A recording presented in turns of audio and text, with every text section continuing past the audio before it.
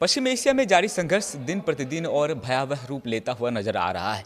America और Iran के बीच जारी खूनी तनातनी अब विनाशकारी महायुद्ध में तब्दील हो चुकी है। गुरुवार को दोनों देश ने एक दूसरे पर भारी हवाई हमले किए, जिसने पूरे पश्चिम एशिया की नींद उड़ा दी है। पूरी खबर की आपको बताते हैं। नमस्कार, मेरा नाम अमन है, आप देख रहे हैं न्यूज़ 18। पिछले महीने अमेरिका और ईरान के बीच एक अस्थायी शांति समझौते की खबरों के बाद दुनिया को उम्मीद थी कि पश्चिम एशिया में लंबे समय से जारी तनाव कम होगा।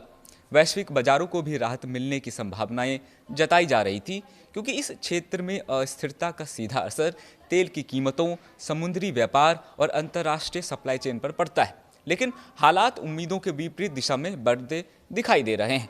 पिछले कुछ दिनों में दोनों देशों के बीच तनाव फिर से बढ़ गया है। आरोप प्रत्यारोप, सैन्य गतिविधियों और जवाबी कार्रवाई ने पूरे क्षेत्र में अनिश्चितता का माहौल पैदा कर दिया है। अमेरिकी राष्ट्रपति डोनाल्ड ट्रंप ने ईरान को कड़ी चेतावनी देते हुए कहा है कि यदि तेहरान उनकी शर्तों पर समझौते के लिए तैयार नहीं होता है तो अमेरिका अपनी सैन्य कार्रवाई को और तेज कर सकता है। अमेरिकी प्रशासन का दावा है कि उसकी कार्रवाई क्षेत्रीय सुरक्षा और अपने हितों की रक्षा के लिए है। दूसरी ओर ईरान ने भी साफ संकेत दिए हैं कि वे किसी भी दबाव के आगे झुकने को तैयार नहीं है।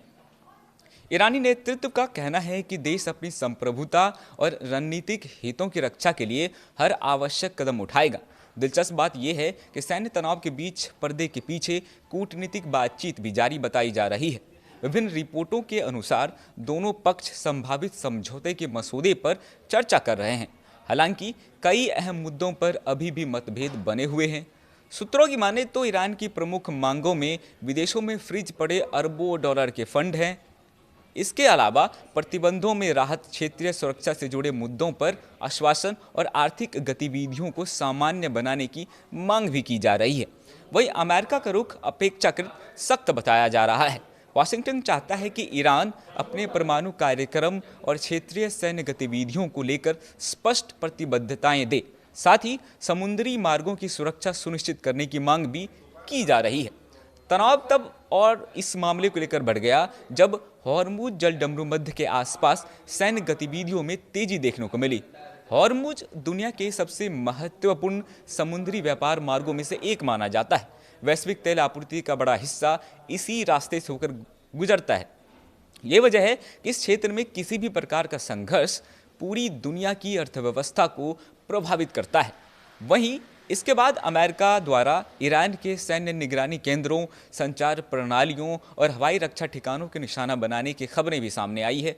जवाब में ईरान ने भी अमेरिकी हितों और सैन्य प्रतिष्ठानों को लक्ष्य बनाने का दावा किया है।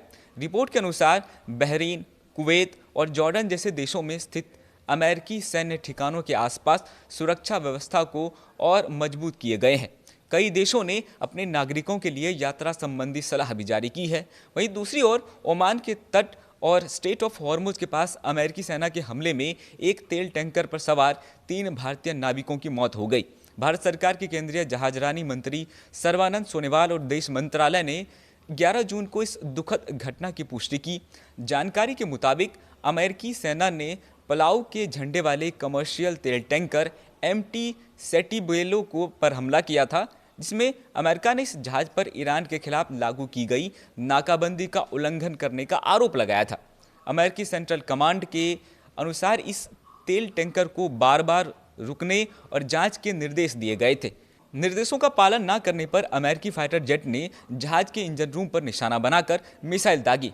हमले के समय इस जहाज पर कुल 24 भारतीय नाविक सवार थे। इनमें से 21 भारतीयों को सुरक्षित रेस्क्यू कर लिया गया था, जबकि हमले के बाद लापता हुए 3 भारतीय नाविकों के शव बरामद कर लिए गए हैं। और विदेश मंत्रालय के प्रवक्ता रणधीर जायसवाल ने बताया कि तीनों मृतकों की पहचान कर ली गई है और उनके पार्थिव शरीरों को जल्द से जल्द भारत लाने की प्रक्रिया चल रही है। भारत ने इस घटना पर कड़ा ऐतराज जताते हुए समुद्री व्यापारिक मार्गों पर कमर्शियल जहाज़ों की सुरक्षा सुनिश्चित करने की मांग की है।